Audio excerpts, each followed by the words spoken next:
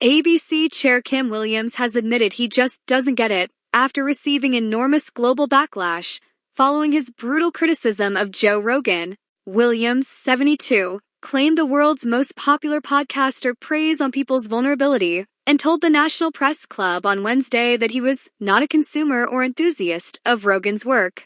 People like Mr. Rogan prey on people's vulnerabilities.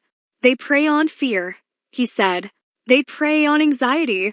They prey on all of the elements that contribute to uncertainty in society, and they entrepreneur fantasy outcomes and conspiracy outcomes as being a normal part of social narrative. I personally find it deeply repulsive to think that someone has such remarkable power. A clip of Williams' comments was shared to social media platform X, where Rogan replied LOLWT in a post seen more than 20 million times. The owner of the platform, Elon Musk, similarly denounced the ABC boss. From the head of Australian government-funded media, their Pravda, Musk said Pravda is the former official newspaper of the Central Committee of the Communist Party of the Soviet Union, which still operates in the Russian Federation. On Thursday morning, Williams addressed the hurricane of worldwide criticism his comments had stirred up. What fascinates me is you say something negative about Joe Rogan, and I have been swarmed with the most unbelievably vicious responses, Williams told ABC Radio Melbourne host Raph Epstein. I got one this morning that said that I should stay in my lane and watch out. And you read it and you think, what are you saying to me? Where is this super sensitivity deriving from? You make a comment in response to a legitimate question from a journalist. You answer it concisely and give an honest answer in terms of what your own perception of Mr. Rogan is. And suddenly I get this huge pile-on from people in the most aggressive way, saying that I have a warped outlook on the world, that I am an embarrassment to our nation, that I am in some way unhinged, that I am a supreme example of arrogance and disconnection with Australian society. I have to say to you, Raph, I just don't get it.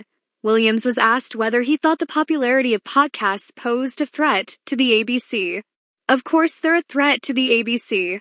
I think they're a threat to all views that are contrary into their own, he responded. If they represent the newfound mainstream, our society has deep troubles, and the only response that is available is to back education and knowledge. Knowledge is the antidote to this kind of hysterical rubbish. His main issue with Rogan was the podcaster's skepticism towards the COVID-19 vaccines. I mean, Joe Rogan did an enormous amount of damage back in 2020 and 2021, when he was particularly virulent in many of his remarks about vaccinations, Williams said. He added, I don't think people have unlimited license to say what they want, simply because they believe something to be so, Williams argued. We must perform to higher standards. We must perform to standards that have regard to facts. We have to perform the standards that actually have scientific validity. I think Joe Rogan at times, not uniformly, but at times, breaks those rules. Daily Mail Australia previously contacted the ABC for comment. The Joe Rogan Experience is the most popular podcast on Spotify, with 14.5 million followers.